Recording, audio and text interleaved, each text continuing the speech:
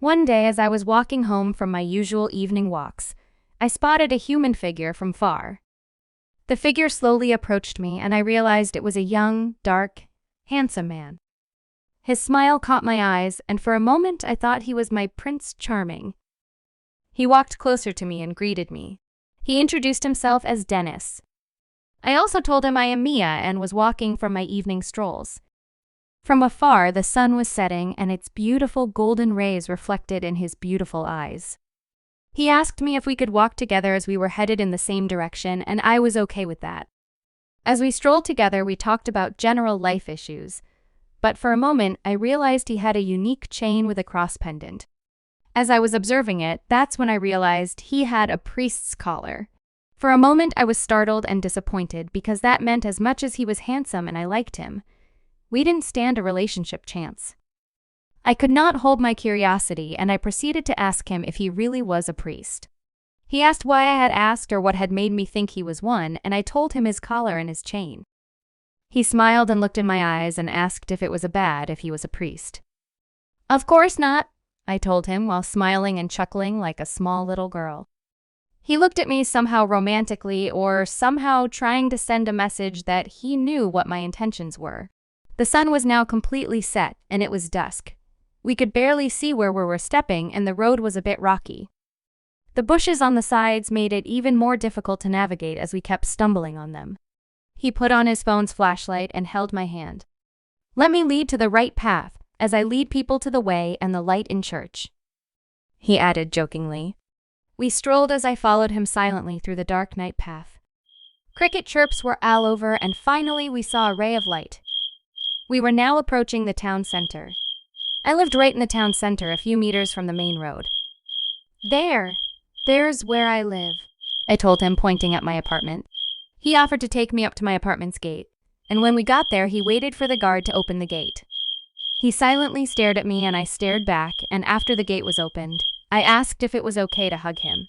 He chuckled a little while shying, and then nodded his head in acceptance. "Absolutely," he said as he stretched his arms, reaching out to hug me. I buried my head in his chest, and his metallic chain and cross pendant pressed my chins a little, but that was not a concern. His body scent mixed with oud and wild fruit perfume scents filled my nostrils. I pressed my breasts a little harder on his chest, and he groaned a little. He quickly pulled back and held my shoulders. "Goodbye, Mia. I hope to see you again," and before I knew it, he was long gone and lost in the dark. For a moment I stood there contemplating about how magical the hug felt, and then walked into my house. At night, I could not sleep. I kept thinking about Dennis. I wondered if I would ever see him again, since we had not exchanged contacts. He had said he would love to see me again. Would that mean that he would look for me? I didn't even know which church he was serving. How was I going to meet him again? It was a long night, and all I thought was him. The following morning, all was usual. I reported to work and carried on with my life. A month later, I had not seen or heard of Dennis. I asked about him, but no one seemed to know him. Hopes of ever meeting him again were slowly dwindling. During my evening walks, I always walked very vigilant, just in case a figure like him appeared from a distance. Time went by, and it was now 3 months. I had slowly stopped thinking about him and accepted maybe we would never meet. I had now met a new guy at work who was equally handsome and charming. We spent the better part of my days with him since we worked for the same company. He often gifted me, and we went out for dates. He had now become my evening stroll companion and oftenly visited me. Over time, our relationship grew and things got serious. He was now willing to introduce me to his parents and even settle down. This brought a little strain in our relationship since I was not ready to settle. I loved him. I loved our relationship, but I was just not ready to settle. One evening, as I was going for my usual evening walk, I was tired and worked up.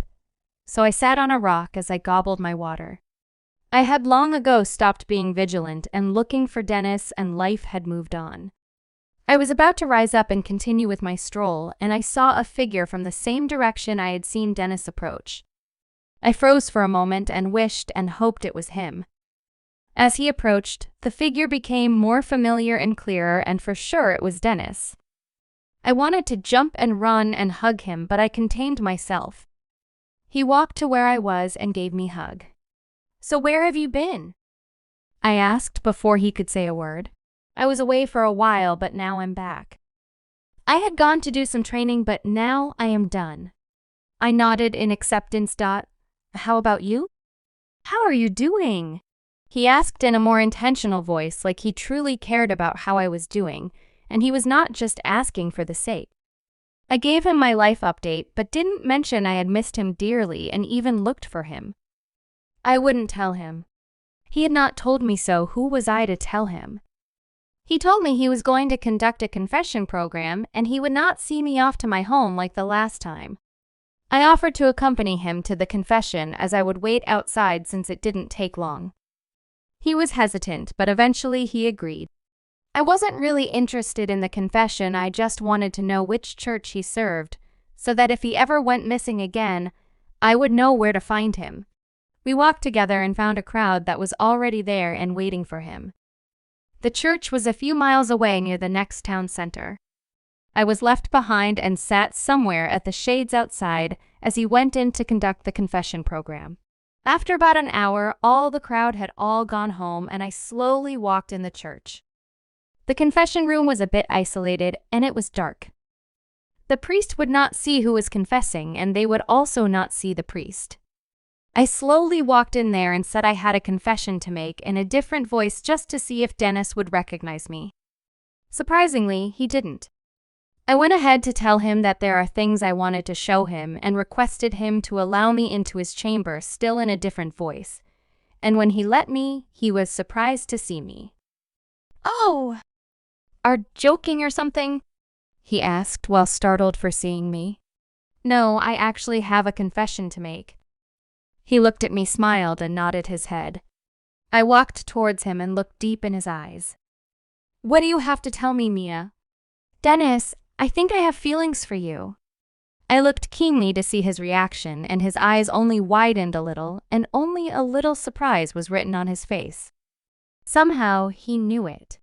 He looked at me with sympathy, and he was about to utter words when I stretched my hands and reached out to him. I hugged him and buried my head again in his chest. He did not resist. He embraced me, and I pressed my body against his. I felt his breath intensify as he tightened his grip around my body, and he softly groaned. I tried pulling back, but he wouldn't let me go. He reached out for my chin and slowly placed his soft lips on mine. He smooched me as he softly groaned and breathed heavily. I softly smooched back his tender lips, and I rolled my tongue in his. He let out a more louder groan and reached out for my hand. He slowly placed it on his groin, and as I slowly rubbed my hand against his manhood, it grew bigger and fuller under his pants, and the groans grew a little louder. He softly and faintly called out my name.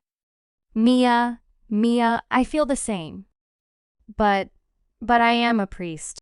He continued to softly rub my breast as he looked deeply in my eyes, and slowly slipped his hand in my bra, and I let out soft moans.